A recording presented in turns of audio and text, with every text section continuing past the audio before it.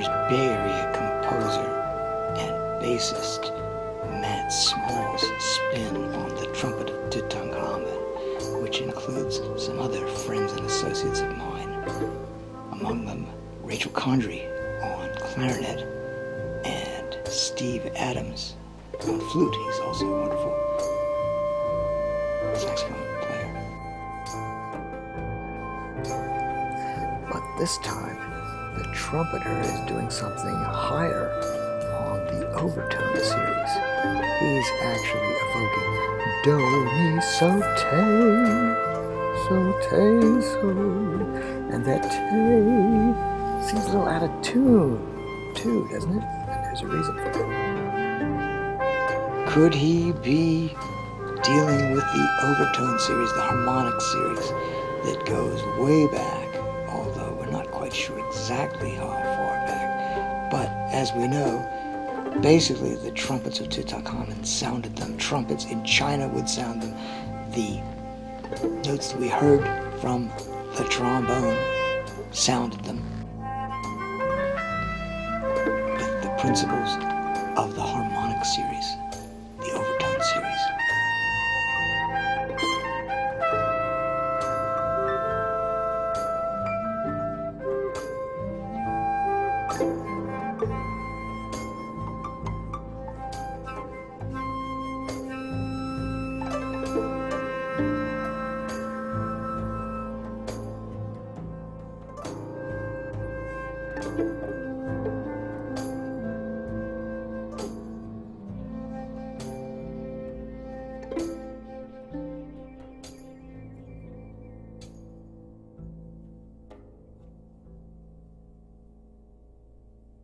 So the idea is that any string or column of air vibrates its full length, but that there's a dead spot in the middle, a node that actually doesn't vibrate. And so each half of the string actually vibrates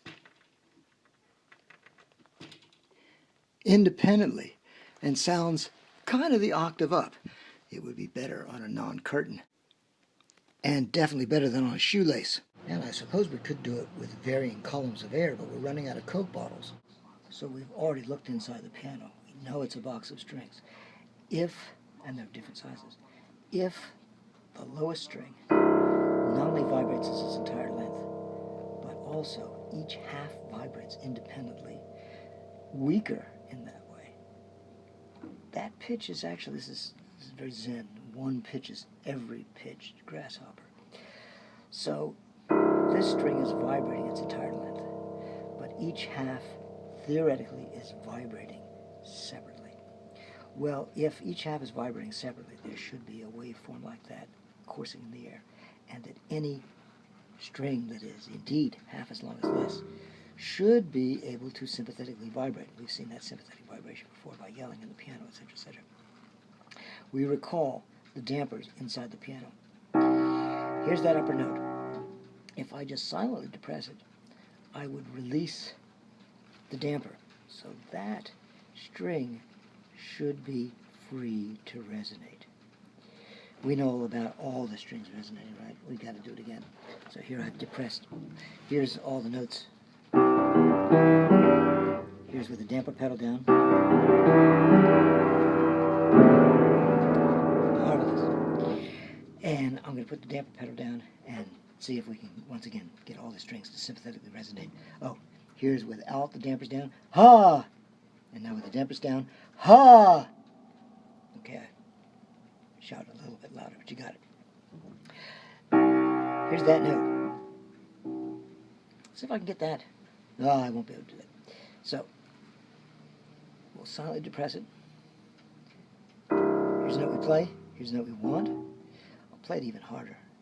First depress this silently, and now I'll zap the low note. You hear it. Each third of the string is vibrating independently. That corresponds to an octave and a fifth above. And that's that fifth relationship we saw with the Chinese. That's the note we want. Let's see if we can get it from the fundamental. This would now be, ooh, you can even hear that note just a little bit resonating from my voice. This would be now the third in the harmonic series, the third harmonic. And let's do the lowest note. You can hear it. Each fourth of the string is vibrating independently. That, well, if each half vibrates independently, that's an octave up. If each fourth, it's just mathematics, it'll be 2 octaves up. We want that note to sound. And notice we've got the do, so, do, Osos, Barak, Zarathustra, a couple octaves below, but we have a lower fundamental here. All right, here we go. It's there, maybe a little weaker. The fifth harmonic, or the fifth partial, the fundamental is the first partial. They also talk about overtones. The overtones is -1, so this is the fourth overtone, but the fifth partial, fifth harmonic. We'll go with those. It's a major third above where we last left off. Let's see if we can get it to sound from that lowest note. Absolutely. And each sixth of the string is vibrating independently. Well, if each third yields a perfect fifth, this would be the perfect fifth, an octave up, another G from our C. Let's see if we got it. Oops, sorry. Let's try that again. It's weaker, but it's there. Could you hear it? Let me slap it one more time, see if you can get it. Yeah. We got some computer typing in the background too. Notice what we've yielded. A major triad. So major triads make the world go round. Anywhere in the world that you would hear an overtone series, you would get the happiness of a major triad. After that, it gets a little dicey. The next overtone is a kind of an out of tune with respect to the piano, B flat. It's actually lower than a B flat, but higher than an A. And it's that note. And I'm not sure if I've ever tried it on this piano. I've done this a lot over the years at the DVC pianos. Oh, it's pretty strong here, right? And then once again, that's the seventh overtone, the eighth. No, sorry, seventh partial, seventh harmonic. The eighth, well, 1/8 is half of 1/4, so we're going to get another C here. And let's see if we can get it. It's weak again. Let's see if we can hear it. Notice what we have. Sometimes called the dominant seventh. Because this one is kind of halfway between, Leonard Bernstein avows that this is where we get the universal children's chant of na na na na na na, which is actually so mi la so mi, kind of a lowered version of that tape. And children abuse each other vocally with that all over the world. It's another universal, another fundamental. After that, so that's the eighth and the ninth, roughly there.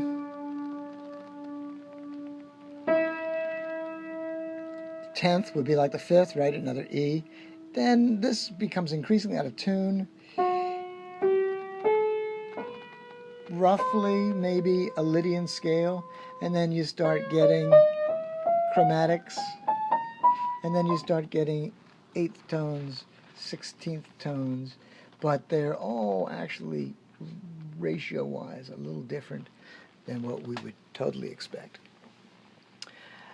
And that has something to do with the fact that the reference that we've been using, the piano keyboard, is actually, strictly speaking, in terms of natural harmonics, a little bit out of tune. Matter of fact, this B flat that we dealt with is definitely out of tune on the piano, but it's perfectly in tune with the natural tunings of the world. We found with the fifth relationships, we got a 13th note after we got 12, and that has something to do with the fact that no divisor of 2 will equal that divisor of 3. Something to do with the fact that 1/3 is repeating decimal. It's irrational numbers, but I think I have irrational mathematics myself. So once again, with this generating of pitches, one can get basically an infinite number, which is so terribly cool. And this is the basis of all horn harmonics. The piano, as we see, strictly speaking, the perfect fifths on the piano are not quite perfect fifths in terms of the real world. The perfect fifths of the piano are incrementally off. So the only things that are perfectly in tune on the piano are actually the octaves.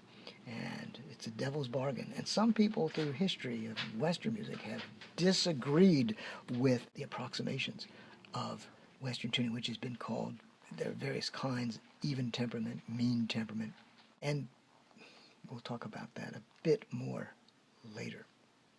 But for now, one tone is every tone, grasshopper. And everything is related to everything else. Have I alluded to John Muir yet? It's relevant to much more than just pitches. John Muir, the naturalist, California naturalist, although Scottish by background. You try to isolate anything out, and you find it hitched to the universe. And that universe would include ancient China again, where we find a very old piece of music. And this may be the oldest complete piece of music that is pretty much performable in the present day in an unquestioned way, although there are those that say this is much later. And it's pentatonic. It is Chinese minor pentatonic. In this particular performance, it starts with a bell sound and little other bell accompaniment underneath, and they started on that third phrase. It's in 4/4 time. We could call this do, do, so, te, do. So far, tritonic in 4/4. We are bilaterally symmetrical. We like our 2s and 4s. First phrase, second phrase, fa, me, adding 2 notes, so we now have pentatonic, and that's totally a do, me, fa, so, te, do. Nice.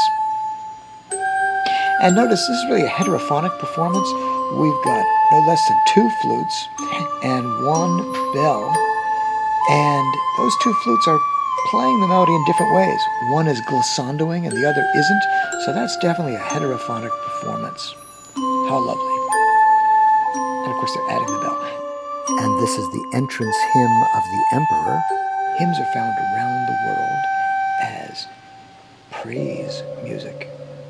One of the earliest examples is a hymn bestowing the virtues of Priapus. We don't want to go there, do we? And Sappho is also an early proponent of the hymn.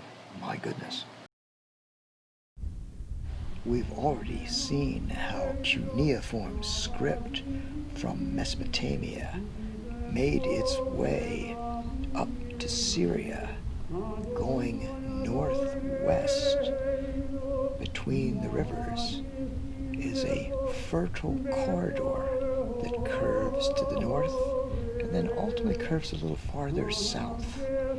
And from that region was called out an individual named Abraham, from Ur of the Chaldees up to Haran, and then ultimately heading off from there towards what we call Israel in the present day, Palestine, Canaan. He had many adventures. The generations almost didn't survive with the almost sacrifice of his son, Isaac. And the next generation's patriarch, Jacob, was renamed Israel after his wrestle with the angel. One of Jacob's sons, Joseph, sold into slavery into Egypt, the rest of the family ultimately following, held in captivity amongst the Egyptians for hundreds of years, at least according to biblical records. Moses arising as a prophet who said, "Let my people go," a series of plagues, and a final plague, the death of the firstborn children. The angel of death would pass over those houses that had lamb's blood on the doors, and that kind of ritual sacrifice was typical of many ancient cultures.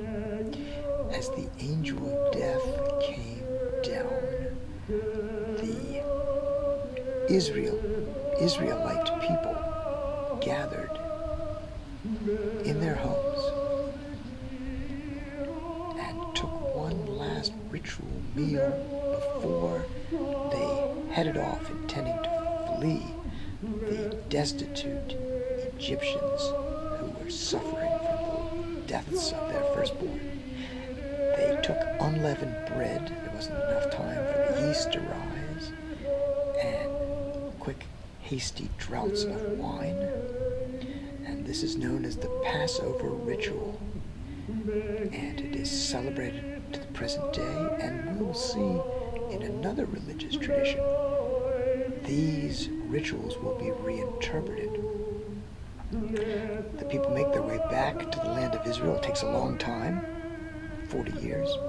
Ultimately, they are ruled by a series of judges and then kings, the second of which began his career as a young boy who was hired to soothe the first king's ragged conscience with music. Music hath its charms.